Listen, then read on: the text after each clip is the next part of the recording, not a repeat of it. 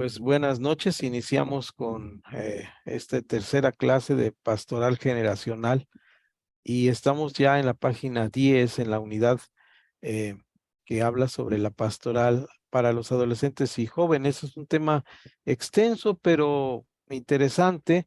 De hecho, yo estaba hoy, más bien hace un momento, revisando ya el material final para iniciar la clase y me recordé unos versículos bíblicos que ya por razones de llamadas que me entraron y demás no pude concretar los versículos, pero sé que ustedes son muy hábiles y me ayudarán porque me trajo un recuerdo de algo que escuché en una conferencia hoy en la tarde y me trajo el recuerdo de ese pasaje y quise buscarlo y no lo logré eh, poner, pero concretamente me trajo el recuerdo de la gente con que se rodea Pablo en sus últimos días, en un artículo que leí de de Magnin, este hombre, apellido Magnin, habla sobre un momento que se llama pasando la estafeta, el cambio generacional, y menciona bastantes pasajes de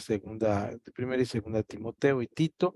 En ese tiempo lo leí bastante y me gustó mucho ese enfoque de leerlo completo y ver qué estaba pasando con las nuevas generaciones. Entregar la estafeta siempre es difícil, queremos hacerlo todos nosotros. Como pastores aún es más complejo porque nosotros pensamos que la forma en que lo hicimos o lo estábamos haciendo era súper correcto. Me pasa a mí mucho. Justamente este fin de semana tuve un estropicio con un comentario, no estropicio, sino un comentario que hice hacia los muchachos que fueron a nuestra iglesia y estaban usando una palabra mal usada y entonces tuve la oportunidad de comentar que no era la palabra como se debería usar. eh, y entonces, porque en mis tiempos de joven esa palabra era una mala palabra y ahora ya se usa como comúnmente y aún en las iglesias se usan palabras que se llaman eufemismos. Eufemismos es en lugar de decirle a, a este teléfono celular, le digo el C, pues ya sé qué significa teléfono celular. Pásame el C, pásame la C, decimos, ¿no? Entonces, se vuelve un eufemismo, es decir, una palabra dicha y si luego le pongo CI, ¿verdad? Digo, pásame el CI, y se va modificando la palabra, aunque originalmente tenía que ser con la palabra celular. Cuando se usan palabras de connotación altisonante o de groserías, a veces se usan estos eufemismos entre el pueblo para referirse a ellos como de otra manera. Eh, en lugar de decir cualquier cosa que sea muy grave, ¿verdad? Decimos, y yo lo escuché y lo usábamos cuando éramos jóvenes, me rechiflan las balas, ¿no? Y era una palabra grandota, que era una grosería, pero se usaba. Esta palabra que usan los muchachos ahora es la palabra manchar, pero no dicen la palabra y significa naturalmente una connotación de sexual que se usaba antes y no se usaba esa palabra por decir esta palabra. Entonces, vi la oportunidad en medio de nuestra reunión, tenía varios de los jóvenes visitándonos de nuestras conferencias, en una visita que hacen, plan de visitas en nuestras diferentes iglesias, y los oí hablar varias veces a la hora de nuestra convivencia y hice la aclaración. Y de repente me sentí viejito y un poco apenado porque nos apené porque ellos nos lo sabían y bueno, esa es la lucha generacional que tenemos como pastores, querer que las cosas se hagan bien. Nosotros fuimos jóvenes, aunque usted no lo crea, y nuestros pastores ancianos que estaban en ese tiempo lucharon con eso, lucharon con nuestras rebeldías, con nuestras ideas que no eran correctas. Y entonces la pastoral generacional viene a hacer esto. Sirva esto como introducción antes de pasar a la página 10 y empezar a leer, pero antes quisiera iniciar con los versículos que estaba mencionando y se encuentra, si me ayudan a buscarlo, es segunda Timoteo, ese debe ser el último capítulo. No traje mi Biblia aquí, pero ustedes me van a ayudar. ahí a buscar el pasaje, es cuando Pablo le dice a Timoteo, ven pronto. Se me hace que es versículo 8, 9, por ahí de segunda a Timoteo capítulo 4. Le dice, ven pronto, porque fulanito se fue, parece que dice que al mundo, ¿no? Vean su versión como dice, fulano se me fue a tal parte, sultano se me fue a tal parte, y luego dice, ven pronto, y menciona a un tal Tíquico, y le dice, a él lo mandé a Éfeso. Y curiosamente, ahí ayúdenme ustedes a buscar este pasaje para que dejen ustedes los versículos claros en nuestra instrucción para los que lo van a leer o ver después y para que ustedes mismos se ayuden. Es segunda a Timoteo capítulo 4, segunda a Timoteo capítulo 4, y debemos estar hablando de los versículos 8, 9, es cuando dice, le dice a Timoteo, ven pronto. Ese es el versículo 8, si no mal me equivoco. Dice 2 Timoteo 2, 4, 8, puedo estar equivocados, pero ustedes verifíquenlo. Ven pronto, si alguien me puede acotar ahí con la cita, y luego dice esto, y llega un momento por ahí del versículo, más adelante, 3, 4 versículos, donde dice a Tíquico lo mandé a Éfeso. Posiblemente tenga ahí la referencia en su Biblia, si tienen referencia, si no, busquen en Efeso, en la carta a los Efesios, como al final también, el capítulo 6 de Efesios, ahí ya estoy un poco más perdido en los versículos, pero llega un momento que le dice, les mando a Tiquico con las instrucciones finales que él les va a decir lo que yo no les alcanzo a decir, les va a contar todas las cosas. Y este contar todas las cosas no solamente les iba a chismear lo que estaba pasando con Pablo, sino estoy casi seguro que en este sentido de la lectura de las cartas finales de Pablo a Timoteo, a Tito, a Éfeso, que son las cartas finales antes de despedirse, él está dejando este relevo generacional tan importante. Bien, si alguien pudo corroborar los versículos y no los da, será muy útil. Si no, pasemos a a nuestra clase, a nuestra lección. Aquí estamos ya. Entonces dice unidad 2, pastoral para adolescentes y jóvenes. Esta sección del contenido es para ayudarte a tener una mejor comprensión de los jóvenes con los que estás trabajando o esperas trabajar en el futuro. ¿De acuerdo? Entonces, esta es la razón de este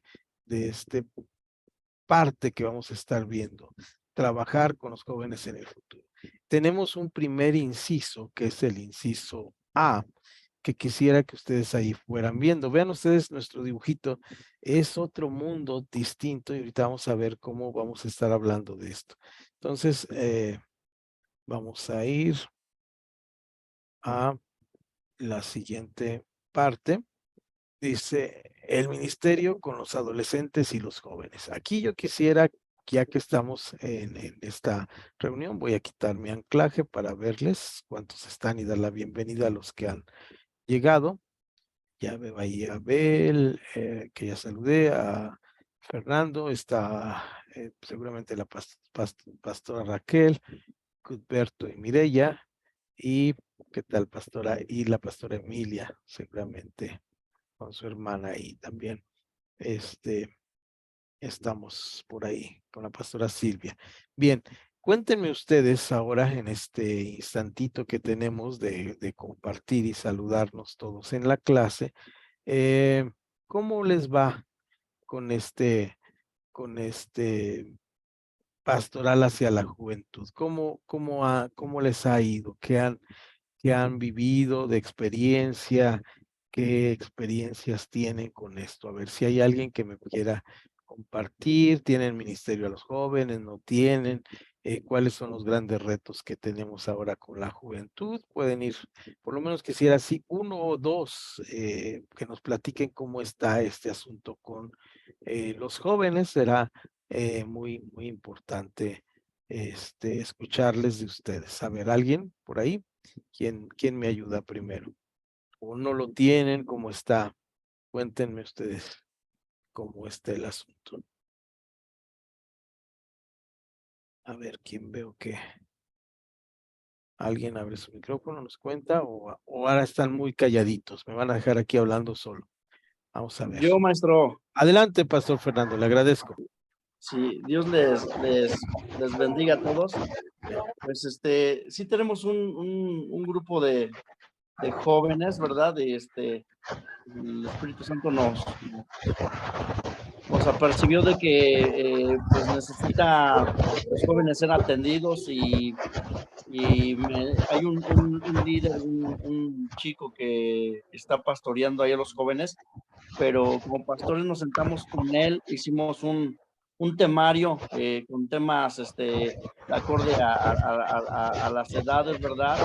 Hablamos temas como la sexualidad, eh, hablamos temas como el noviazgo, el, el matrimonio en la misma fe, hablamos lo que es el alcohol y el vino, lo que son las modas urbanas, el baile, los tatuajes y todo eso, y hablamos de jóvenes del reino para pues que se quite toda duda, toda inquietud y puedan seguir creciendo espiritualmente. Entonces, nosotros lo hacemos los días sábados. Ahorita ya terminamos y siguen los jóvenes con sus actividades propias y pero ya con tema abierto, pero no será menester darle temas específicos conforme a sus edades, ¿no? Porque dentro de un servicio normal, pues, o bueno, no normal, un culto general, pues el mensaje va enfocado a todos, pero creo que sí hay que particionar, ¿verdad? Los niños, los jóvenes y darles temas específicos. Muy interesante, Pastor. Ahorita retomaré parte de lo que dijiste en el temario que usaron. ¿Hay alguien más que esté trabajando con jóvenes que nos quiera compartir su experiencia antes de pasar? Sí, nosotros también estamos trabajando con jóvenes, pero más que jóvenes son niños y adolescentes. Tenemos una maestra que tiene un grupo de maestros, la maestra los capacita a los maestros y luego ya se les dan los temas Quiero ver otros eh, que está que bien. que se ven durante todo ese periodo, o sea, hace periodos de un mes o 2 meses. Y los temas que le dan a los niños son los mismos temas que nosotros tocamos con la congregación. Por ejemplo, si se les enseña a ellos los frutos del Espíritu, a la congregación adulta, se le dan también los frutos del Espíritu.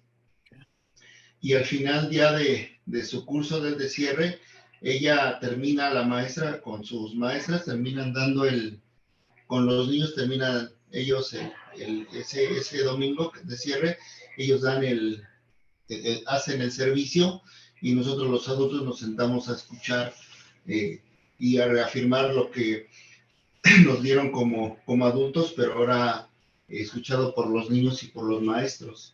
Esa es nuestra mecánica que hemos estado trabajando en estos últimos meses.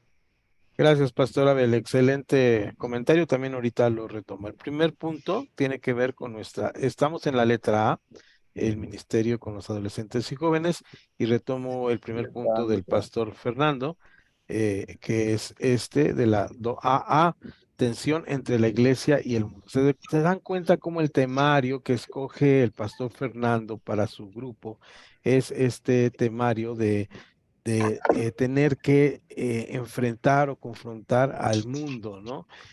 Aquí uso una palabra que he usado varias veces, con la cual no tenemos que acostumbrar, porque cuando leamos o cuando lean, ya nosotros tal vez no nos toque a los que somos personas del siglo pasado. Cuando lean después de la década 60, 70 de nuestro milenio, nuestro nuevo milenio y nuestro nuevo siglo, si el Señor no ha venido antes, cuando lean historia, ellos van a hablar de nuestra época como la época del postmodernismo. Esta época del postmodernismo eh, tendrá que ver con idea de que las cosas van cambiando y todo va siendo un tanto cuanto diferente, y principalmente esta idea de la posmodernidad se basa en que todo es relativo, nada es absoluto.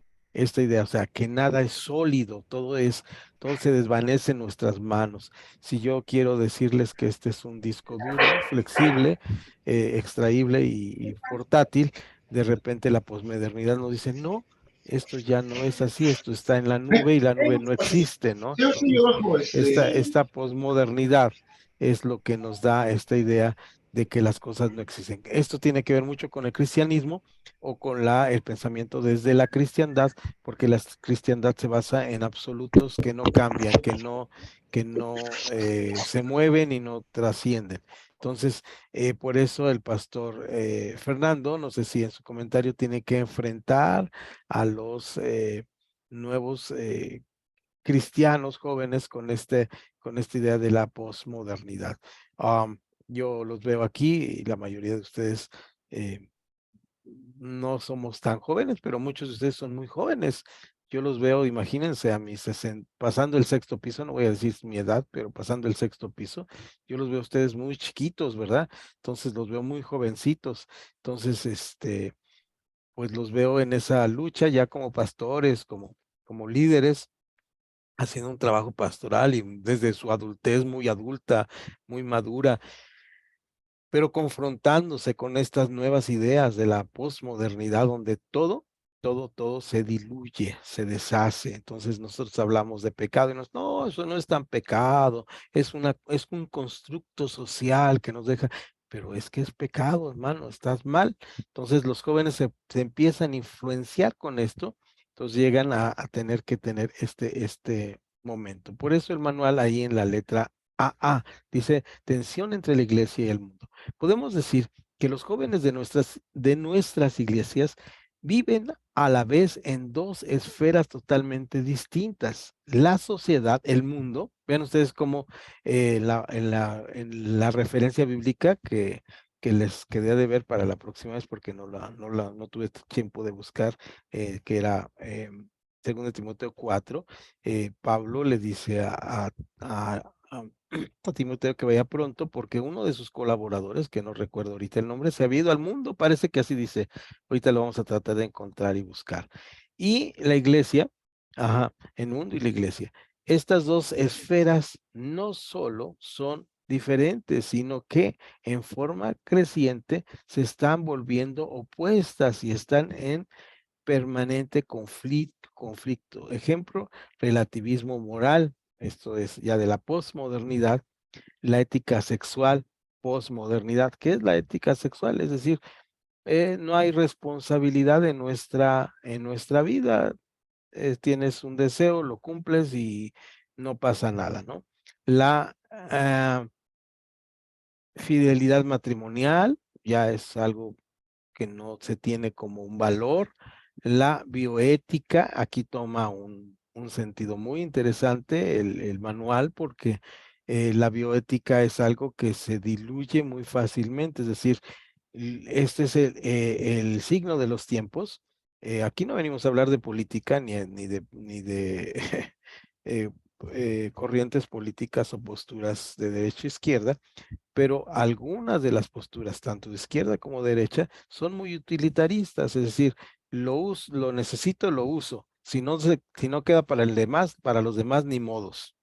Esa es una postura. Entonces, vean ustedes, nada menos ahora en nuestro país acabamos de tener un pico de calor que nos subió 2, 3 grados de lo normal y nos amenazaban con uno más que para nosotros hubiera sido en Guadalajara, que no estamos acostumbrados. Yo sé que en el norte llegan a los 45 grados y no les pasa nada, pero ellos tienen aire acondicionado en sus casas, ¿verdad? Pero pues es increíble que todo esto sea por la falta de bioética, es decir, si lo uso, soy responsable porque necesito que quede para el que viene detrás de mí. Entonces necesito hacer consumos responsables, ¿no? Entonces, todo esto es parte de una forma de la modernidad o de la posmodernidad, donde ya no importa quién viene detrás, lo que importa soy yo. Es un egoísmo muy grande. Y los jóvenes están metidos en este sentido. Y pasamos entonces a los marcos de referencia débiles que estamos hablando ahí. ¿Y qué es un marco de referencia? Aquí voy a tomar el comentario que hizo el pastor Abel en el trabajo que ellos están haciendo, ¿de acuerdo? Entonces, ¿qué es un marco de referencia? ayúdenme a definir qué es un marco de referencia. Otra manera de decir, bueno, una manera elegante, vamos a decir, de decir marco de referencia, es la palabra molde. Y más elegante todavía en el lenguaje que se empezó a hablar en la sociología de la década de los 90, finales de los 80, principios de los 90, es un lenguaje de la cultura que decía paradigmas, ¿verdad? Y curiosamente, en esta época, muchos de los discursos que yo escuchaba en ese tiempo con los jóvenes universitarios, hablaban ellos en su lenguaje y los libros que escribían algunos cristianos relacionados hablaban de paradigma. Y los hermanos cristianos nos decían, no, esa palabra no está en la Biblia. Y años después escuché un canto que dice, haciendo nuevos paradigmas dentro de la iglesia, ¿no? Entonces, paradigma no es una palabra mala, simplemente es un marco de referencia y precisamente estos marcos de referencia, cuando son débiles, es decir, se rompen. Imagínense que usted va a hacer un rico pastel y en lugar de comprar un molde de aluminio, como debe ser, como marca la norma de hacer un buen pastel, un molde de aluminio correctamente listo para hornear un pastel, dice, no, yo aquí con esta hojita de papel que tengo en mi cuaderno, hago una cajita y hago el molde de papel, con papel de China. Pues mire, lo que va a pasar es que ese pastel no le va a quedar ni cuadrado ni redondo, sino va a quedar una plasta bien grande. Entonces, cuando no tenemos marcos de referencia adecuados, tenemos problemas. En lo que estaba hablando antes de leer la parte B, en lo que nos estaba hablando el pastor, estaba hablando una parte importante de hacer marcos de referencia correctos. Cuando nosotros hablamos algo, esto es muy bueno, es un buen consejo que nos acaba de dar nuestro querido pastor Abel. Cuando nosotros tomamos un tema en la iglesia, debemos procurar que tenga referencia con toda la armonía. Es decir, naturalmente la guianza, yo le llamo el hilo conductor del Espíritu Santo, nos ayuda mucho en nuestra propia conferencia, en mi propia denominación.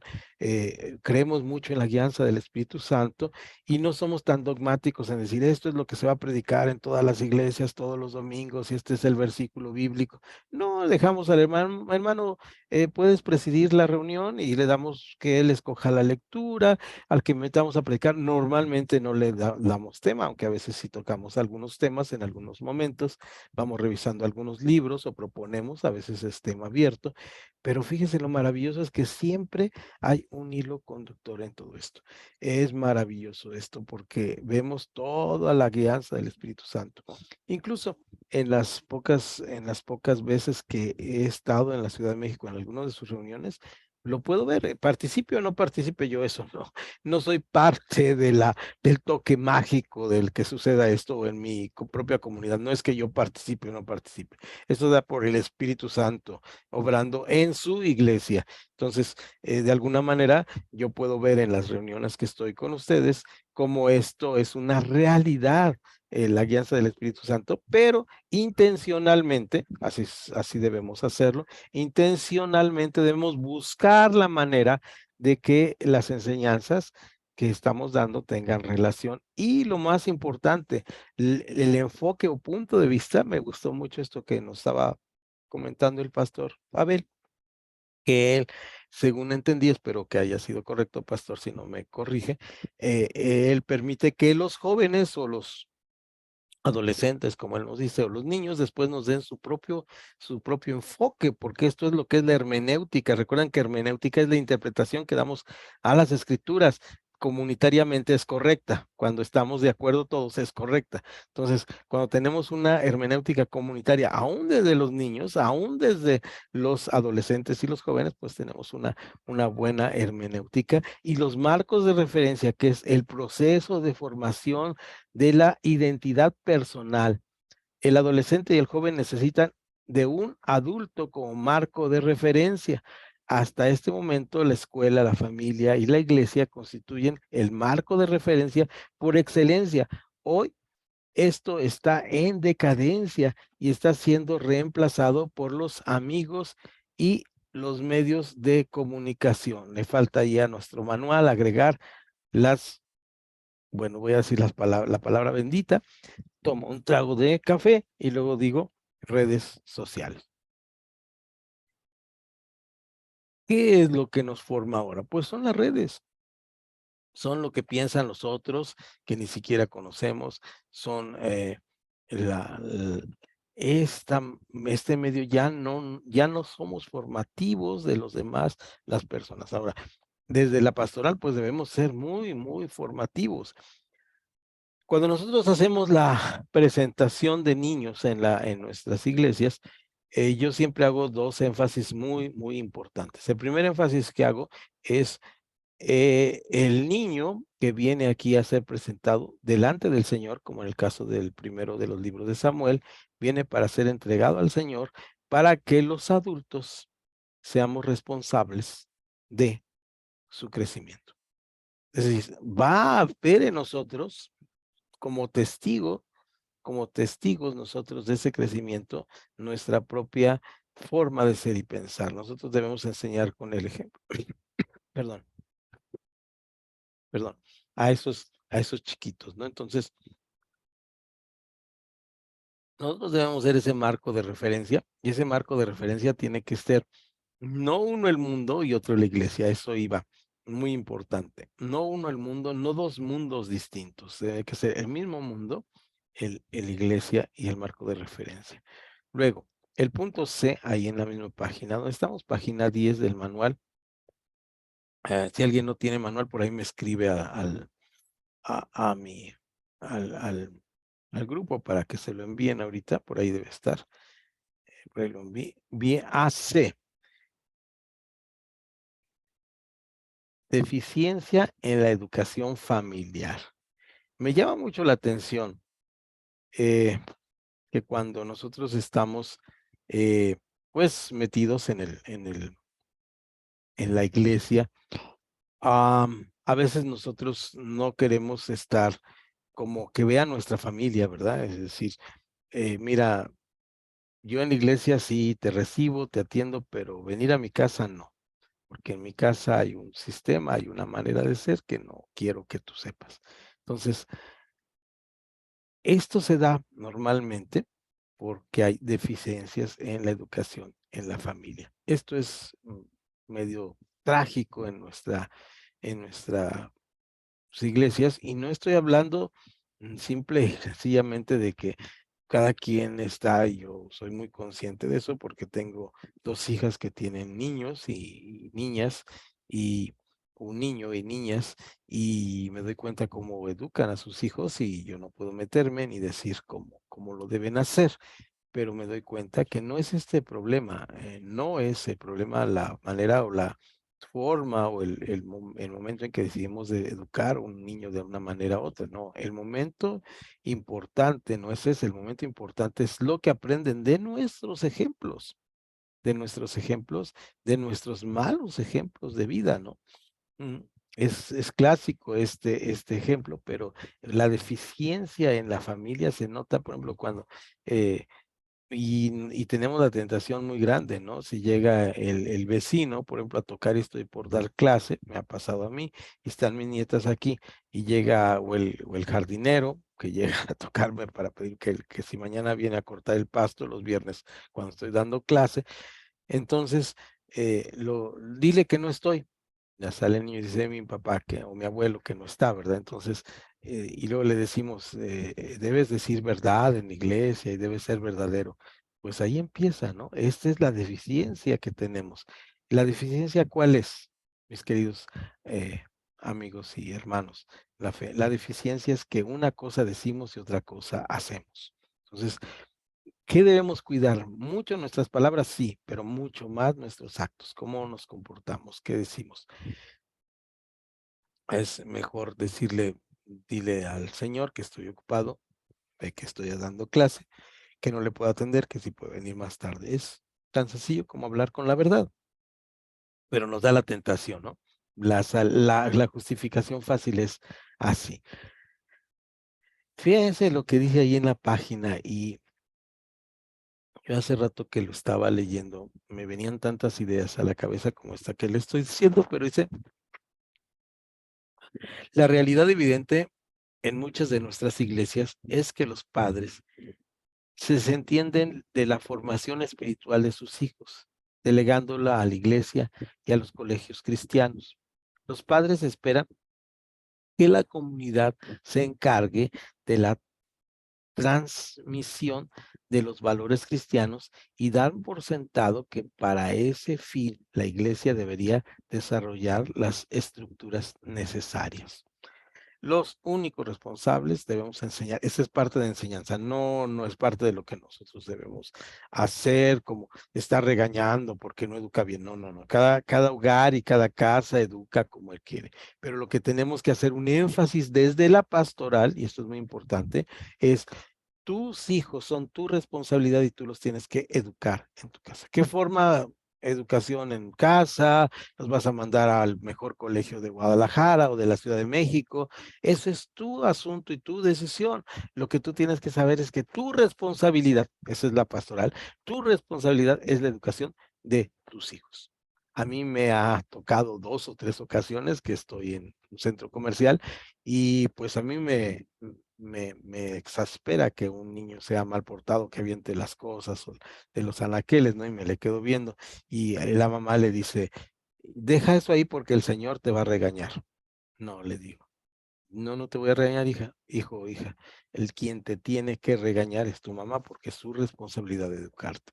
Entonces lo he hecho algunas veces, me gano la antipatía del papá, ¿verdad? Porque espera que yo le corrija a su hijo, pero la razón de la educación o la forma de la educación, más allá de, porque meternos en cómo educar a los hijos, pues sería un camino grandísimo, no, ese no es el tema. Aquí el problema es este énfasis importante que es la educación es responsabilidad de los padres, ¿no?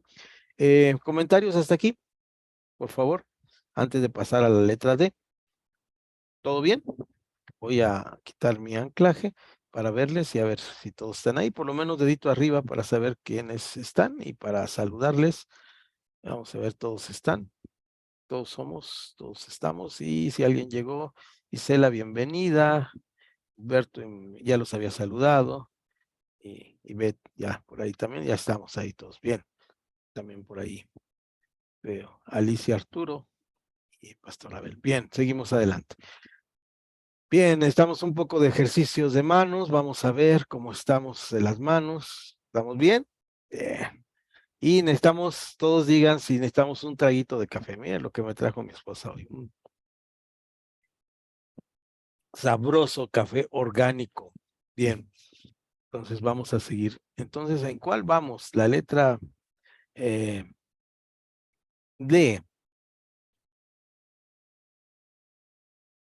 Aquí viene la parte que tiene que ver con el momento psicológico que están viviendo los adolescentes o los jóvenes en la etapa de la vida. Aproximadamente es esta etapa en nuestra forma de educación sería cuando entramos a la educación que llamamos preparatoria, el último año de secundaria, es la edad de entre los 14 y 15 años.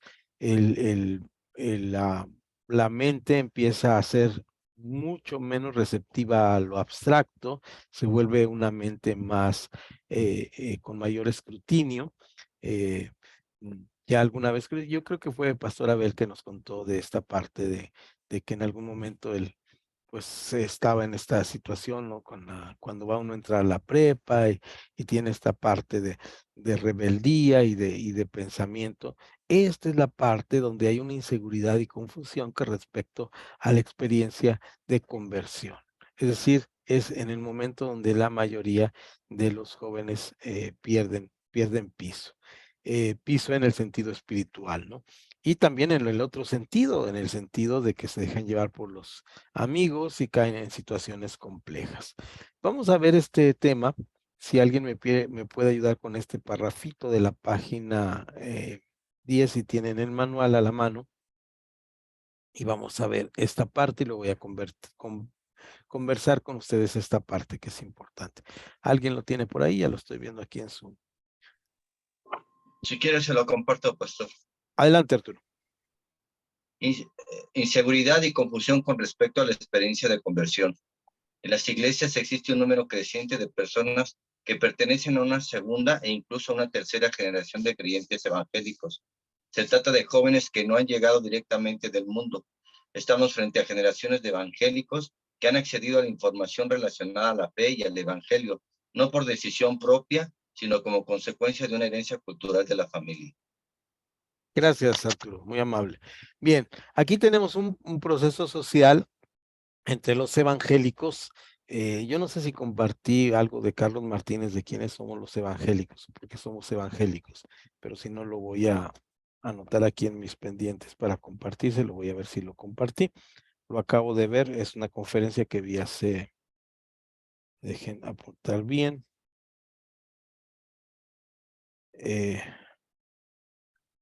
Mi maestro Carlos Martínez es un sociólogo y él cuando nos da clase nos da una buena información sobre la sociología de la religión y esta parte es muy interesante. Mis abuelos, yo soy ya una generación, una, dos, tres generaciones, mis abuelas, por decirlo de forma correcta, mis abuelas, mis dos abuelas, se convirtieron al evangelio en la década de los 20 y 30 del siglo pasado. Es decir, antes de las guerras, de la gran guerra, de la guerra mundial. Y ellas vivieron un evangelio diferente al que vivimos desde el punto de vista social, no de la conversión, desde el punto de vista social, porque en ese momento era muy complicado ser cristiano, se les apedreaba, se les perseguía, se les estigmatizaba, pero este movimiento evangélico creciente, pujante, tuvo su mayor éxito en formar cristianos de una siguiente generación, que fueron mis padres, y esta siguiente generación se casaron entre ellos, los padres de los diferentes, y estoy hablando de una gran mayoría de los que asisten a las iglesias actualmente, y estos padres tuvieron hijos que ahora somos viejos, ¿verdad? Que tuvimos hijos que ahora están teniendo hijos. Fíjense cuántas generaciones de cristianos van que están asistiendo a las iglesias y son estos nuevos cristianos que dice aquí, ellos no tuvieron la opción de ser convertidos, pero son una generación muy especial en ese sentido de que son generacionales la forma de hacer evangelio. Las denominaciones tradicionales, presbiterianas, luteranos, anglicanos, siempre han hecho evangelismo a través de las generaciones, es decir, naciste presbiteriano, toda la vida tu familia va a ser presbiteriana. Los cristianos evangélicos más pentecostales han tratado de evangelizar o convertir a nuevas personas. Sin embargo, no todos los que están aquí estamos de primera generación, pero creo que una gran mayoría, eh, por lo menos en la generación de por ejemplo, la familia Cárdenas, pues yo soy adoptado por la familia Cárdenas porque me casé con una mujer Cárdenas y toda la familia Cárdenas viene de varias generaciones de las abuelas, ¿verdad? Y ahí incluye las esposas, por ejemplo, la pastora Raquel, aunque yo sé que fue convertida por el apóstol ya en cierto momento de su vida, que nos ha dado testimonio cómo es esto y es maravilloso, pero sin embargo fue alcanzada por esta abuela, Ceci, ¿verdad? Que fue cristiana, que era la abuelita de, de, de Moy y de Esther, que son mis, mis contemporáneos, y entonces viene a recibir esto. Ahora, Paz Moy, pues más, su hija más. Es decir, ¿cómo está esto? No sé, alguien quiere, aquí voy a hacer una pausa para contar. ¿Alguien quiere contarnos que tenga posibilidad cómo es? ¿O son de primera, son recién convertidos o tuvieron por ahí una influencia familiar como esta, ¿verdad? Podemos decir, pues es que tuvimos influencia familiar, ¿verdad? De alguna manera había familias cristianas que nos convirtieron, ya sea porque me casé con un cristiano, ya sea porque yo tenía un primo cristiano. Todo esto nos fue haciendo esta red micelial de cristianos que ahora tenemos. ¿Alguien nos quiere compartir? ¿Alguien un breve comentario sobre esto o no? Dice, yo era católico, apostólico y romano, perdón por el desliz, un problema de lengua aquí. ¿Quién nos? Vi que Arturo prendió, no sé si Alicia, ¿quién era? Y luego Fernando, adelante. Primero allá Arturo y luego Fernando. Sí, o pastor. Ivette? Buenas noches a todos, pastores. Yo fui, como dice usted, influenciada. Mi tía, cuando yo tenía 10 años, y mi tía abuela, que era la hermana de mi papá, ella se convierte al evangelio. Entonces, pues ella les hablaba a la familia, a los adultos, pero no querían ir y entonces ella nos llevaba a los niños, sobre todo a los que estábamos más cerca de ella. Y yo era una de ellas. Yo vivía pues a cuadra y media de donde ella estaba. Entonces yo fui influenciada y alcanzada por esa tía. Y yo recuerdo que yo todo el tiempo veía a mi tía orando al pie de su cama, de rodillas. Todo el día tenía himnos. Me acuerdo de esos cassettes, de esas videograbadoras. Y para todos lados la jalaba y la conectaba, y si estaba en su recámara y la ponía, si iba para la cocina a cocinar, ahí la ponía, y donde sea. Me acuerdo que si estaba en el comedor, estaba estudiando la palabra, y yo me acuerdo que llenaba y llenaba cuadernos. Apenas y sabía leer poco y eso, pero llenaba y llenaba cuadernos de todo lo que apuntaba. Y en su Biblia también dejó 2 Biblias. Bueno, murió hace 7 años. Dejó 2 Biblias todas subrayadas, con fechas y cosas importantes, dolorosas que le pasaron. Las dejaba así escritas en su Biblia, así por ejemplo, hoy falleció mi hija, y qué versículo de consuelo le dio el Señor, y cosas así marcadas ahí en su Biblia y escritas ahí. Y me acuerdo que a mí cuando yo era niña siempre me comparaban con ella, y no en el aspecto de la parte del cristianismo, sino luego me decían, pues cosas así como, ay, tú eres igual que tu tía, bien chismosa, y cosas así, ¿no? Y era algo que a mí decía, ay, no, no me gustaba, ¿no? Y ahora que me ven con mi Biblia, después de que ella, un año antes de morir, pues yo le di el gran regalo de decirle que me había convertido. Y yo fui la primera. O sea, yo ya hasta de adulta empecé hace 11 años casi. Entonces le di ese gran regalo. Me acuerdo que empezó a llorar y se hincó y le dio gracias al Señor y le dijo que pues era la promesa, ¿no? Y que así como había llegado yo, pues iban a ser alcanzados. Y pues al año de eso ella murió, y yo soy la única que está convertida de esa familia, y trato de hablarles a los de la familia, y me dicen, ya ves, como si te decíamos que te pareces a ella, eres la única que anda con la Biblia para todos lados. Y pues yo le doy gracias a Dios de que, digo, no me convertí desde niña, porque era un cristianismo muy, muy agresivo. Para mí así lo fue, porque yo recuerdo que mi tía agredía a mi mamá. Me acuerdo que cuando mi tía se convirtió le regaló sus imágenes a mi mamá, y, y cuando nos visitaba agredía a mi mamá, ¿no? Así de, ay, que porque todavía las tenía, y mi mamá, pero pues usted me las regaló, y cosas así, pero a veces con palabras muy agresivas, y a mí no me agradaba eso. O sea, yo decía, eso es ser cristiano, mejor no. Entonces, sí me tocó esa parte del cristianismo, donde pues algunos no eran como tan amorosos, algunos eran un poquito más fuertes, nos querían meter la palabra, pero de repente los sentíamos como agresivos, como que pues no respetaban eh, esa parte de que pues a ellos también les costó llegar y todo eso. Entonces sí me tocó esa parte del cristianismo un poquito fuerte, un poquito agresiva, hasta cierto punto muy religioso, mucha religiosidad. Entonces, pues sí, yo me convertí ya de adulta, y pues sí, yo fui alcanzada y influenciada por esa tía. Gracias, Alicia, te agradezco, y es exactamente lo que nos leía Arturo en esa letra D, ¿no? Las generaciones siguientes. Ahorita voy a comentar algo de lo que dijiste, que está un poco fuera de tema, pero nos puede ayudar. Después de que hable el pastor Fernando, que nos pidió, no sé si es Ivette o él, pero por ahí va a comentar alguien. Adelante, Pastor Fer. Gracias, maestro. Bendiciones una vez más. Sí, bueno, en mi caso, yo soy, la primera generación de cristianos dentro de la familia. Yo conocí con mi abuelita y mi hermana mayor.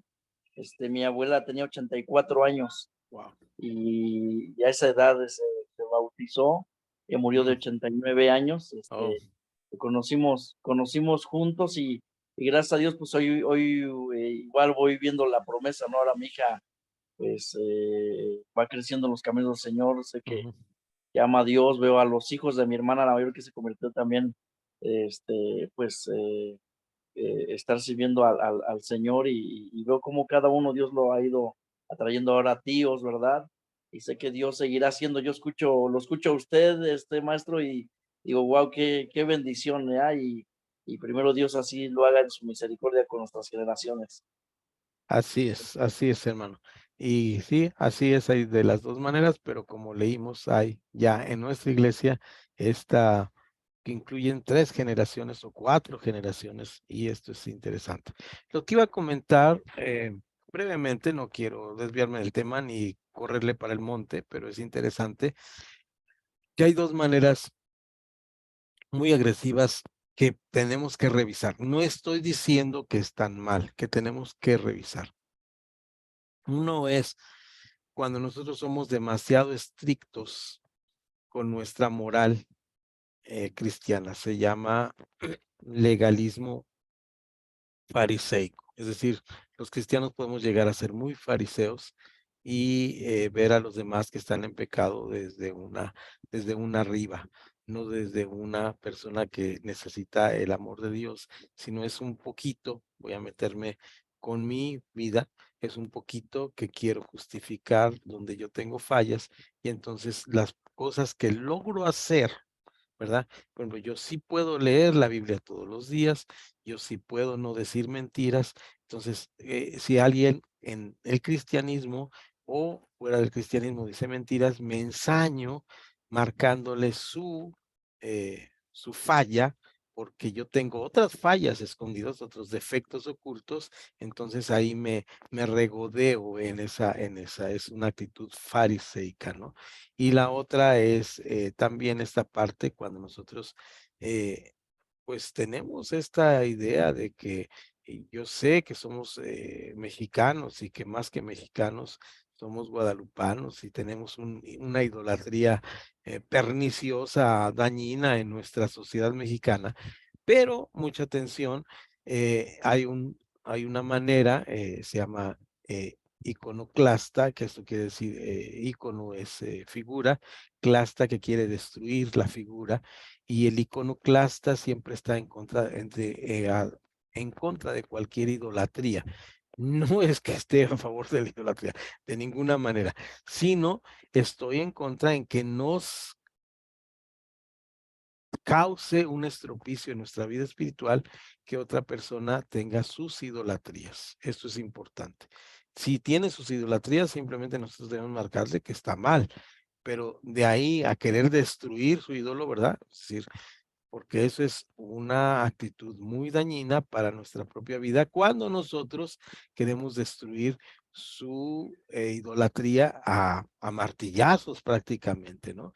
Entonces, pues es su propia idolatría, ¿no? Y es su propia concupiscencia, es su propio pecado y debemos no estar a favor del pecado. El pecado es pecado y estamos en contra de él. Llámese idolatría, llámese adulterio, llámese fornicación, llámese mentira, llámese vicios o adicciones, como se llame, es pecado y debemos estar en contra de él. Debemos estar siempre a favor del pecador, para amarle, pedirle a Dios que lo restaure y que sea venido a restauración en su propia vida. Pero mucho cuidado cuando nosotros, por un lado, somos fariseos, porque puede ser esta parte donde yo tengo algún problema y entonces me ensaño con yo le llamo agarrarlos a bibliazos a los otros cristianos, ¿no? O cuando soy un iconoclasta y cualquier tipo de idolatría, pues la veo como algo terrible, ¿no? Y por otro lado, dice, mire, no tiene a San Juditas Tadeo, pero tiene a Susan Isaacito Tadeo, ¿verdad? O sea, idolatro a mi nieto, lo vuelvo un ídolo, o el dinero, o mi café, o mi taza verde, ¿verdad? Entonces, esto es el problema, ¿no? Entonces, tengamos cuidado con eso. Un paréntesis ahí medio abrupto que no tenía que ver con nada, con esta parte de, pero gracias por sus oídos. Pasamos a la letra E, vamos unos minutitos atrás de lo que vamos, pero vamos bien. Estamos aún en la letra A, pero vamos a la AE, que tiene que ver precisamente con esta parte que es la palabra de Dios y el impacto que debe tener la palabra de Dios en nuestros corazones. Esta es una parte esencial. Eh, yo les he mandado ahí al grupo que... Fernando, adelante, antes de entrar a la letra D, perdón. No me equivoqué, Eh, ¿verdad? sí, muchas gracias, maestro. Perdón, hablando, de acuerdo a lo que usted decía del fariseísmo, les cuento brevemente cómo inició la iglesia que hoy pastoreamos.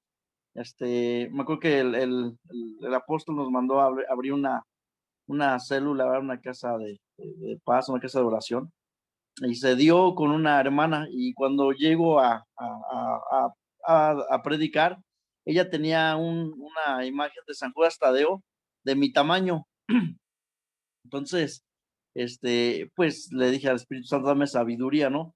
Y nunca le ataqué eso, que estuviera mal. Yo empecé a predicar y se fue dando, hasta que ella solita, un día llegué y me dijo, ya tiré mi imagen, pastor, me di cuenta que eso estaba mal, pero si el Mm. primer día me hubieras dicho, ¿sabe qué? Está mal su imagen, dice, yo te hubiera corrido, dice, dice, pero ahora, y doy gracias al Espíritu Santo porque Él es el que hace la obra, ¿no? Pero si hubiéramos llegado de una manera, pues religiosa, fariseica, pues nos hubiesen corrido y a lo mejor no se había logrado el objetivo. Claro, Es un breve testimonio. muy bueno porque nos habla este sentido iconoclasta, ¿verdad? De cuando queremos destruir las imágenes, pero no nos damos cuenta que este punto que acabas de tocar es muy importante, Pastor Fernando, para acabar con la idolatría, que es el punto de inflexión, el punto de quiebre en esto, antes tenemos que construir esto. En sociología se trata de esta manera. Si yo quiero implementar un sistema social adecuado, no puedo quebrar el sistema social, eso sería un error. Necesito instrumentar un nuevo sistema que vaya poco a poco sustentando el nuevo sistema. Es decir, yo no puedo llegar y decir, no creas en nada. Cree su Dios, vamos, es su tapete, es su piso. Entonces, ser un iconoclasta nos lleva a una destrucción de las personas, ¿no? Entonces, y es más, nosotros lo vemos malísimo, pésimo, pero ellos no lo ven mal. Tenemos que partir de ese punto. Entonces, bueno, ahí vamos entonces a la letra E. Falta de impacto de la palabra de Dios en sus vidas. Cuando no está impactando la vida de los jóvenes, dice, entre nuestros jóvenes se dan dos lamentables realidades. Dos lamentables realidades. En primer lugar, un desconocimiento de las escrituras y en segundo lugar, un escaso interés por conocerlas y aplicarlas a la vida cotidiana. En lo general, no estamos hablando en todos los jóvenes. Gracias a Dios que hay jóvenes. Qué estupendo, qué maravilloso es ver muchachitos que vienen aquí, que están en un seminario, que están pensando en educarse en su vida secular, en una carrera profesional y además están empezando a hacer a la par una carrera de teología, que ves que tiene una lectura intensa de la palabra. Eso es maravilloso.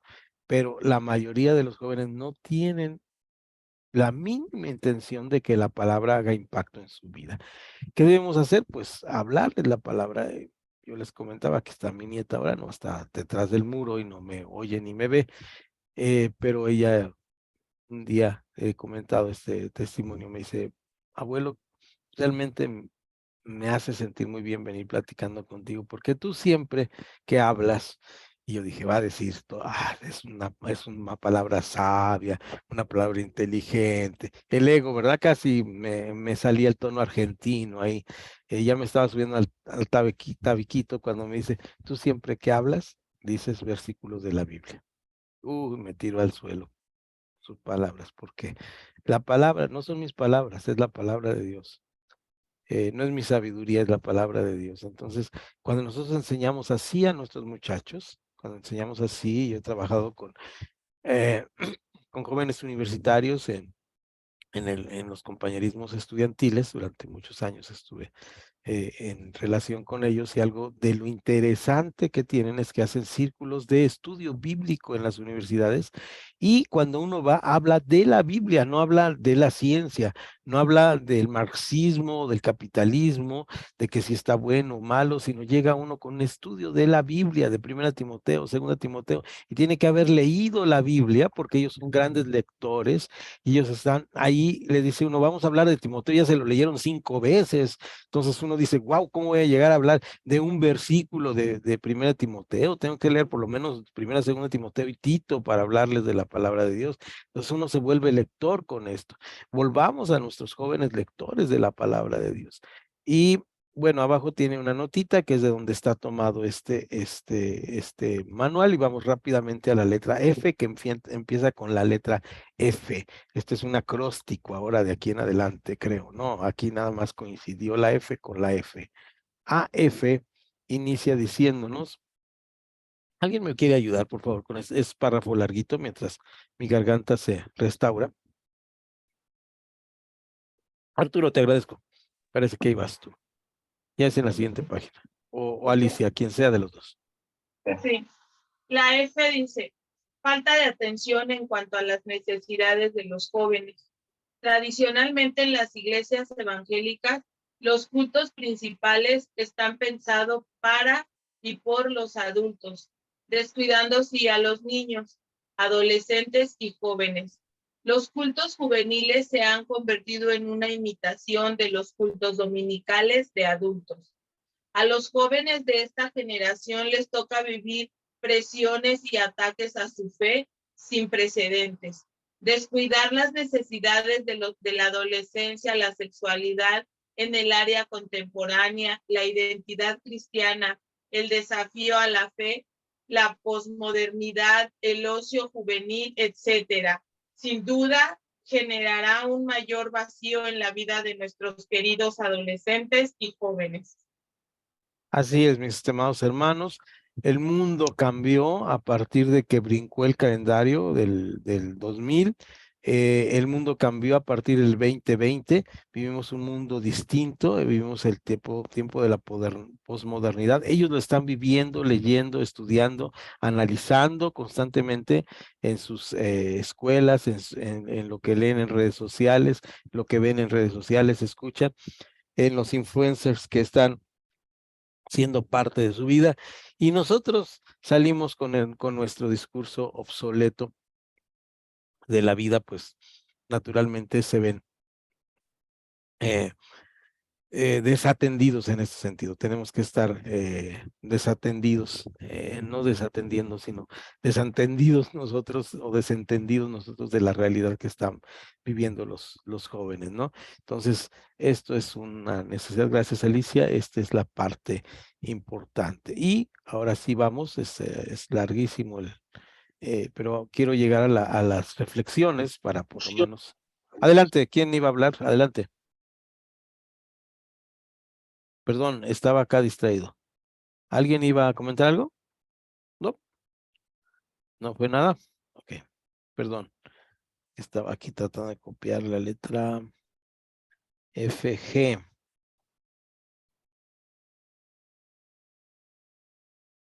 Bien, este es chiquito. Bien, ahí vamos.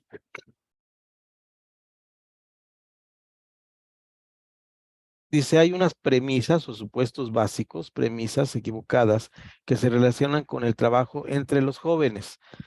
Fíjense bien cómo utiliza aquí el manual la palabra, no a los jóvenes, sí, no entre los jóvenes. El grupo de jóvenes no se trabaja a los jóvenes, sino entre los jóvenes. Por eso es interesante el sistema de pastor de jóvenes o encargado de la pastoral juvenil, que sea un joven o alguien que tenga esta afinidad o que lo vean los jóvenes como es con esta afinidad. Puede ser una pareja joven, recién casados también, pero también que generalmente tengan esta afinidad, porque no es un trabajo a los jóvenes, sino entre los jóvenes. Ahí la afinidad debe estar en ellos. Damos por sentado que todos los que están son.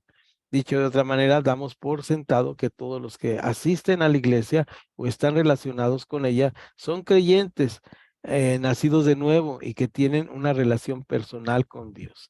Esta es la primera premisa equivocada. Tenemos que hacer este evangelismo hacia los jóvenes. Recuerden que hablamos del tema de evangelismo explosivo. Hay un material de evangelismo explosivo que se hizo especialmente para los jóvenes. Este material de esta casa editorial está hecha para los jóvenes y es un material de evangelismo basada en esta premisa que muchos de nuestros jóvenes no son convertidos. Y esto es una realidad cuando lo vemos en su vida, en su desarrollo, y es cuando tienen más conflictos importantes y los abandonamos a su suerte, ¿verdad? Uno de los momentos difíciles en la vida es cuando mi hija menor, que ahora está en África, me dijo, papá, ¿por qué tomaron esa decisión tan drástica? Nosotros tomamos una decisión muy drástica. Teníamos a nuestras dos hijas esperando bebé con alto riesgo y decidimos quedarnos en casa con ellos a cuidarlas y dejar de asistir por 3 meses a la iglesia. Y dijo, papá, no me hagan eso, es cuando más necesito, estoy en los últimos grados de mi licenciatura y estoy en de verdaderos conflictos, con mi carrera que estoy estudiando y la fe. Estoy confrontada constantemente con eso. Entonces, este momento es importante, ¿no? Entonces debemos verlo así. Entonces, debemos trabajar en el evangelismo hacia los jóvenes. Esta es la letra, ya me, ya me fui muy, en la letra G, ¿verdad? Entonces, vamos ya casi a la parte donde teníamos que llegar. Ya tenemos tiempo.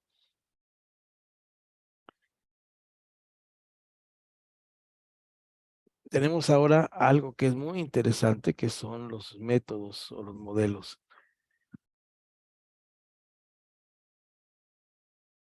Y esto tiene que ver con denominaciones que creo que no tienen que ver mucho con nosotros.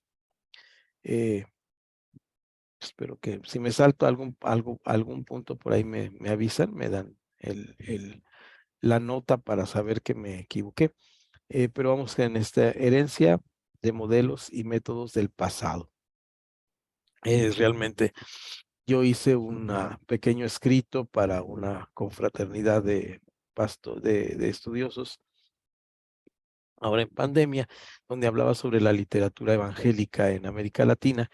Y en este pequeñísimo, breve reseñita que hice, mencionaba uno de los libros que más me impactaron, que se llamaba así, uno de los primeros libros que obtuve de Casa Bautista, que se llamaba El Pastor, así, con ese título, El Pastor. Lo leí, luego lo releí y ahora en pandemia lo volví a leer y me impresionó las ideas tan obsoletas que se tenían sobre la cuestión del pastorado hacia los jóvenes, ¿no? Hacia los jóvenes hay una relación de pastorado muy, muy, muy deficiente. Herencia, dice los modelos, perdón, y los métodos, primero los modelos y luego los métodos, nacen para satisfacer necesidades específicas en situaciones muy particulares. Esta frase es muy importante porque cuando nosotros planeamos hacia la pastoral juvenil, tenemos que ver la situación actual de los jóvenes. Es decir, tenemos que hacer un breve análisis de qué es lo que queremos atacar y cuáles son las situaciones en la cual se encuentran los jóvenes. Ya lo vimos arriba, ¿no? Están en una situación, obviamente es increíble, pero bueno, véanlo ustedes. Los jóvenes creo que, bueno, a mi generación descubrimos este aparatito que tenemos por aquí y este aparatito pues es muy útil, ¿no? Pero me he dado cuenta que creo que los niños y los jóvenes nacidos después del 2000 nacieron con esto pegado a la mano, ¿no? Entonces, no lo sueltan. No son capaces de dejarlo así a un lado, se sienten desprotegidos sin él, ¿no? Entonces, cómo vamos a hacer este nuevo modelo y método específico para ellos, pues va a tener que ser desde ahí. Voy a recomendar otra recomendación, un buen material que está en la internet, se llama Lucas, el pastor, es pastor de jóvenes o dirigido hacia la pastoral juvenil y tiene buenos podcasts y buenos materiales que creo podemos seleccionar como pastores algunos que vayan con nuestra línea doctrinal y con nuestra forma de pensar y podemos dárselo a los jóvenes, a los líderes de jóvenes para que los discutan. Eso es bueno, ¿no? Con nuestro retroproyector, con nuestra computadora, con nuestra laptop, con nuestro celular o todos en su celular ver uno de estos materiales, discutirlo. Es diferente a que lleven al hermano una que les dé una clase de griego. Uf, los mata, ¿no? Los acaban con 2 horas del hermano aún hablando. Eso es fatal para ellos, no están dispuestos a escuchar tantas tonterías en un solo lugar y en un solo momento. Entonces, se necesitan nuevos sistemas, nuevos modelos que nos lleven a este conocimiento. Entonces, esta frase primera, primera oración es importante. Un modelo o un método surge dentro de un contexto con la finalidad de dar respuesta a las necesidades de ese mismo contexto planteado o plantea, un mismo contexto, el mismo contexto plantea, perdón, vuelvo a leer porque leí mal, espérenme, mi ojo ya se chechó, ahí está. Surgen dentro de un contexto con la finalidad de dar respuesta a las necesidades de ese mismo contexto plantea, que ese mismo contexto plantea. Ok, que ese mismo contexto plantea, la necesidad que ese mismo contexto plantea. Este contexto es cambiante por definición, de modo que lo que ayer servía para la respuesta a las necesidades de su momento, no necesariamente es válido hoy para enfrentar los retos y los desafíos que nos plantea el entorno social en que se mueven los jóvenes de nuestra iglesia. Dicho en palabras más simples y sencillas, lo que antes era onda, hoy ya no es onda, ¿verdad? Y los viejitos llegamos ahí, o los viejitos llegamos ahí, pensándonos muy modernos, nos sentimos tan juveniles, pero ellos nos ven tan carcachos que no nos aceptan como somos. Necesitamos un modelo más juvenil para esto, ¿de acuerdo? Y ahora sí, vamos a los últimos 2 para ir a los planteamientos. Sí, así llegamos. Este siguiente punto me llama mucho la atención porque es prácticamente el punto de donde yo abordaría este tema. Ausencia de personas preparadas para el trabajo con los jóvenes, no, antes de ese. Ausencia de metas, desafíos y delegación de responsabilidades. Antes uno de estos. Antes de este final que yo abordaría, que sería el último, ausencia de metas, desafíos y delegación de responsabilidades. El gran ausente de la modernidad se llama la responsabilidad. En algunas congregaciones a los jóvenes nunca se les concede asumir responsabilidad significativa. No se les da una responsabilidad. Se produce un triste círculo vicioso. Los jóvenes no son, a juicio de los adultos, lo suficientemente maduros como para delegarles responsabilidad. Pero nadie pero nadie crece a menos que se le permita asumir responsabilidades, lo que incluye la posibilidad implícita de fallar. Es decir, estamos dispuestos a que fallen, a darles responsabilidad y que, pues, bajo nuestra supervisión, cometan algunas fallas o errores, ¿no? Cosa difícil porque, pues, a lo que sea le dejo, pero a predicar no, ¿verdad? Entonces, esa es una cosa muy interesante. Por ejemplo, de los que están aquí, algunos estuvieron en la clase presencial. Entonces, pues yo llevé a una persona que tiene mucha expertise en el ambiente de niños, para el tema de niños, y Esther, cuando fue, pues yo no tenía nada que decir al respecto. Cuando ella estaba hablando, a lo mejor yo tenía algún comentario, pero no iba a interrumpir su clase para que ella se sacara de su tema, ¿no? Ella va a decir lo que va a decir. Y cuando termina su clase, yo no le voy a decir, oye, dijiste mal esto, hiciste mal aquello. Es parte de su crecimiento que ella tiene que ir. Y en este caso, pues de mi crecimiento, porque ella va como 3 años adelante que yo en educación cristiana para niños, ¿no? Entonces, definitivamente no tengo por qué hacer esto. Pero desde mi patriarcal, pastoral, que me enseñaron mis maestros, yo quisiera estar en la postura de que voy a corregir lo que el otro dice, ¿no? Y sí, hay pastorales muy interesantes que ponen los puntos sobre las íes cuando alguien habla, pero no necesariamente esto es para lo que estamos los pastores, no estamos para corregir lo que los otros digan. En parte tenemos que cuidar la sana doctrina, decir lo que se debe decir correcto, cuando es incorrecto, pero también debemos dejar que los otros experimenten y tengan su propia experiencia, ¿no? Un clásico mexicano es cuando vas a buscar por primera vez trabajo, cuando los jóvenes van a buscar trabajo, se necesita experiencia. ¿Y cómo voy a tener experiencia si nadie me da trabajo? ¿No? Decían, cuando el gobierno aquí de derecha del PAN llegó en el año 2000 a Jalisco, hizo algo maravilloso. Le pagó a los empresarios para que contrataran a jóvenes sin experiencia, parte del salario de estos jóvenes para que fueran contratados, ¿no? Entonces, eso era una parte, un buen plan para estos jóvenes que en ese 2000 empezaban saliendo de sus carreras y tenían ahí. Pastor Abel, ¿quieres comentar algo? Adelante. Adelante, pastor. O nada más, no sé si es tu mano para hablar o no, parece que no. Bueno, ahí nada más era un comentario de así. Gracias, hermano, por tu apoyo. Sí, así es como debemos trabajar, dándole experiencia a los jóvenes, permitiéndoles que hagan el trabajo. Entonces, esa fue la letra I, y ahora sí pasamos a la última que les decía que yo hubiera empezado por esa parte, y es que no tenemos personal para que atienda a los jóvenes. Ese es un problema. ¿Quién atiende a los jóvenes? Ausencia de personas preparadas para el trabajo con los jóvenes. Es decir, esa pastoral juvenil hace falta hacer seminarios, estar haciendo trabajos con los jóvenes.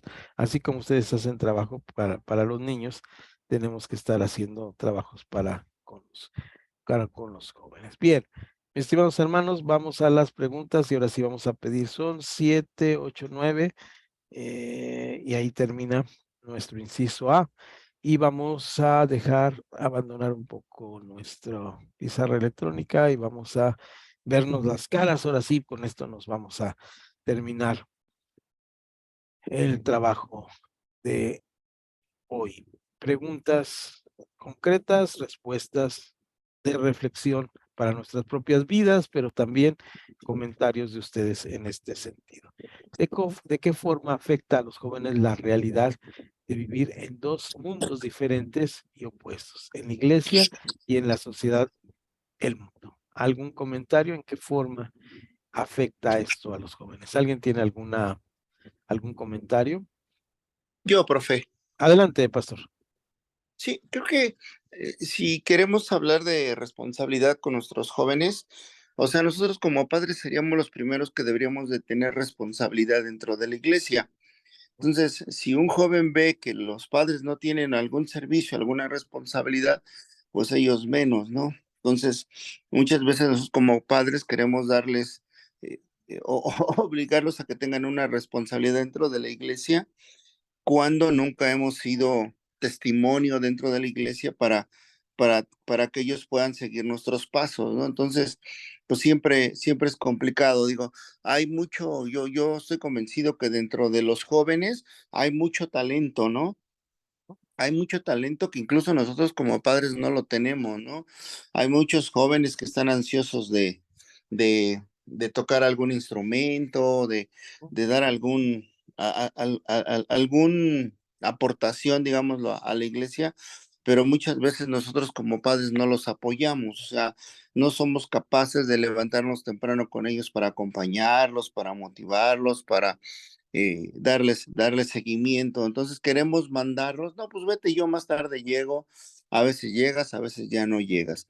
Entonces, pues nuestros hijos ven que no hay compromiso de parte de nosotros como adultos, pues menos lo va a haber de parte de ellos, ¿no? Entonces, creo que por ahí deberíamos de empezar, ¿no? O sea, nosotros como padres o los que todavía tienen hijos solteros, jóvenes y todo, así que verdaderamente sus hijos tendrían que empezar por tener un cambio ellos, apoyándolos para que los chicos pues empiecen a conocer más de la palabra, ¿no? Del Señor de una manera amena, de una manera amistosa, ¿no? No de una manera, este, tan de repente, tan diferente como de repente nosotros como padres queremos imponérselos, ¿no? Entonces, sí es una tarea dura o difícil con nosotros como padres, porque si no nos ponemos al tanto y a pie de ello, pues nuestros hijos nada más no van a seguir el camino del Señor. Gracias, Es mi Pastor Abel. comentario. Sí, muy buen comentario y bueno, ahí nos enfatiza mucho el testimonio que tiene que ver con la segunda parte de la segunda pregunta. ¿Cómo vamos a evangelizar a estas personas? Pues a través de nuestro testimonio principalmente, ¿no? Con lo que nos está diciendo el hermano Abel, podemos engarzar o concatenar esta segunda pregunta. ¿Cómo podemos ayudar a nuestros jóvenes a tener clara, clara la experiencia de conversión, viéndonos a nosotros que somos convertidos? Eso es una parte. La otra es buscando técnicas de evangelismo que sean de esta manera que pueda evangelizar a los muchachos. El grupo de compañerismo estudiantil de las universidades aquí en Guadalajara tiene una amplia experiencia en esto y su forma es a través de libros sencillos de un personaje que lo presentan así, un teólogo, y ellos respetan, filósofos, teólogos, lo ven como parte de su desarrollo intelectual. Lee este teólogo y les presentan algo de Stott, y cuando leen a John Stott, ellos terminan convirtiéndose al cristianismo, gente inconversa. Entonces hay métodos. Si yo les doy las 4 leyes espirituales, no digo que no sea la manera. Si yo les doy el programa de evangelismo como se los di, o se los enseña, a lo mejor no era la manera. Ellos necesitan una forma distinta. Aquí me llama mucho la atención algo que voy a comentar.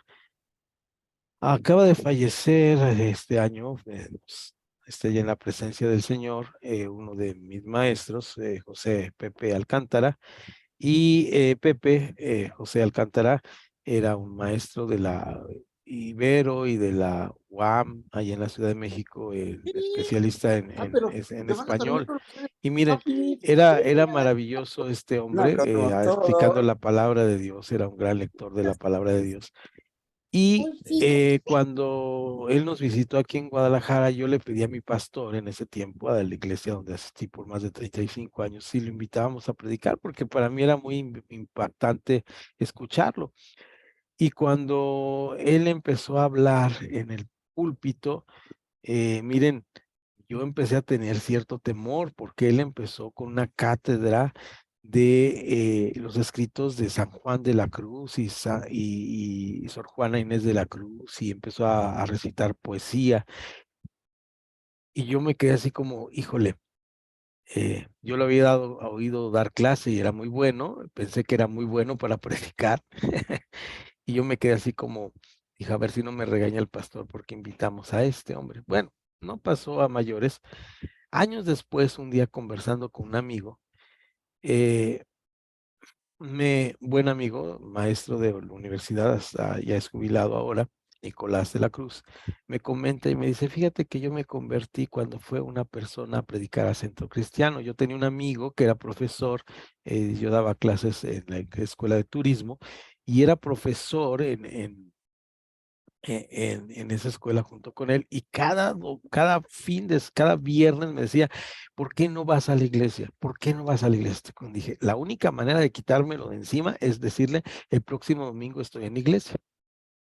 Y agarra a sus hijos, su esposa es también jubilada enfermera, amiga de nosotros, mm, fue a su guardia de enfermería y dijo, es la oportunidad este domingo de llevarlo a la iglesia. Lo que me cuenta él ahora es que cuando llegó, estaba dispuesto a rebatir todo lo que dijera el predicador, porque era un ignorante, y cuando empezó a oír un catedrático de la universidad hablando de la Biblia a través de la poesía de San Juan de la Cruz, de Sor Juana Inés de la Cruz y de los literatos clásicos, dice que se quedó con la boca abierta y el Espíritu Santo hizo una obra en su corazón. Dijo, el próximo domingo estoy aquí convertido a esta fe, que es una fe que entiendo. No volvió Pepe Alcántara a saber eso, yo nunca se lo comenté, yo nunca supe eso hasta años después. Pero vean ustedes cómo hay formas de convertir a nuestros jóvenes. Cada momento es especial. Lo que tenemos que entender es que Dios tiene un plan y un propósito para cada quien y nos da la oportunidad. Si somos cabezaduras, o como dice la Biblia, de dura cerviz, ¿verdad? eh, Insensatos, pues ya, ese es nuestro problema, ese es nuestro asunto. La cuestión es que Dios ha preparado el momento para cada uno de los jóvenes de nuestra iglesia. ¿Qué implica que la palabra de Dios no tenga impacto en sus vidas? ¿Qué implica esto? Pues eso, implica precisamente, por eso era mi comentario, implica esto, que a lo mejor no le estamos hablando la palabra conforme a lo que él la debe entender. Debemos buscar formas adecuadas en las cuales él entienda la palabra. Una serie de versículos o una metralleta de versículos dicha por un predicador, por muy impactante que sea para la demás congregación, puede ser que para una mente estructurada que está acostumbrada a leer libros o está acostumbrada a ver información de los youtubers en la internet, no le diga lo suficiente como lo que le debe decir la palabra de Dios. Debemos buscar la forma de expresar la palabra de Dios para ello. ¿En cuál voy, hermanos? Ya me perdí aquí con tanto numerito. Díganme en qué número voy. Háganme así. Eh, es el 4, ¿verdad? Sí, sí, porque se desatiende las necesidades de los jóvenes. Híjole, ¿por qué se desatenderán las necesidades de los jóvenes? Por falta también de responsabilidad nuestra, como decía el pastor, creo yo. Si hay algún comentario, alguien que nos quiera mencionar en esta reflexión, será bienvenida. Me voy a detener en una de ellas para a enfocar más a nuestra clase. ¿Por qué a los jóvenes no se les delega responsabilidad significativa en la iglesia? Ya lo estuvimos viendo, porque nos da miedo la prueba y el error de los jóvenes. Ahora sí, ¿qué desafío plantea el hecho de que los padres deleguen la tarea de formación espiritual en la iglesia? Pues este es el problema, ¿no? Que damos por sentado que la iglesia es quien debe convertir a mi hijo. Volvemos al punto anterior. Así como dije, los niños no están para ser educados por la iglesia. El primero que tiene que entender el papá es que su responsabilidad es la educación de sus hijos, también tiene que entender. Esa es parte de nuestra pastoral. Mi estimado hermano, tu responsabilidad es educar y dar formación a tu hijo. El único que se va a dar cuenta, o el primero que se debe dar cuenta si está usando alguna droga, eres tú. Si está usando tabaco, si está usando alcohol, eres tú. En la iglesia puede engañarnos. Adelante, Arturo o Alicia, quien esté comentando. Sí, pastor. Pues ese es un gran problema porque es una lucha entre los padres y uno, ¿no? Porque como dice, delega esa parte en el que, a ver, yo ya no aguanto a este niño, a ver qué hacen con ellos, métanle valores, métanle esto, métanle el otro, pero al final del día nosotros hacemos pues lo que, el mayor esfuerzo por procurarle, pues compartirles la palabra, aterrizárselos con ejemplos en cuestión de lo que la vida está proponiéndolos, ¿no? Que también es una lucha muy fuerte, pero también nos encontramos con esa parte de que diferimos mucho porque el papá solo los manda, pero como decía el pastor Manuel, pues no hay ese ejemplo, ese testimonio de querer hacer las cosas bien. vienes y les comentas algo a los niños y dicen, oye, usted me habla de que sea respetuoso, que honre a mi padre, y mi papá me habla con groserías, ¿no? Entonces ahí, ¿cómo está, no? ¿A quién le hago caso, no? O sea, de repente ven una incongruencia. Entonces, qué importante es que pudiéramos tener esa plática o ese involucramiento con los papás y estar en ese mismo sentir, porque a veces mandan a los niños y los primeros que tendrían que estar siendo capacitados y evangelizados son los papás, ¿no? Porque nos encontramos ahí con muchas contradicciones y muchas situaciones que digo, híjole, le queremos hablar al papá del niño porque vemos con alguna situación y el papá es el menos entendido, ¿no? Ay, no, es que yo no quiero, entonces, híjole, pues así como le hago, ¿no? Es una lucha muy fuerte, entonces yo creo que esa parte también es importante que los papás estén conscientes de que no solo es mandarlos a que los capaciten y que les hablen de Dios, sino que sean partícipes también de esta educación en la parte espiritual, porque también se tiene que involucrar el papá. A veces sabemos que el problema de los niños pues es en principio la consecuencia de los malos actos de nosotros como padres, ¿no? Entonces, pues tenemos que estar ahí trabajando juntos. Sería ideal que los papás se preocuparan por tener esa comunión o ese afecto con sus hijos y también con la gente que los está preparando, ¿no? Creo que es importante. Gracias, Arturo. Sí, muy importante eso que dices y nos lleva a las 3 últimas preguntas que yo encierro en una sola y tienen que ver con este ejemplo que les he estado dando, que es el que yo conozco. A lo mejor ustedes conocen otro y será también igual de válido que el que yo estoy presentando, pero es que debe haber algo en nuestra vida que se llama, que justamente está hablando ahí Arturo, de esto que se llama integridad. Eh, el punto de partida del pensamiento del movimiento estudiantil evangélico en Latinoamérica fue un pensador y teólogo cristiano llamado René Padilla, y él, su obra cumbre, vamos a decir que no es un gran libro, es un pequeño libro, se llama Misión Integral. Y en este habla precisamente de esto, que nuestra vida debe ser integralmente unida a todo lo que hacemos, decimos y pensamos.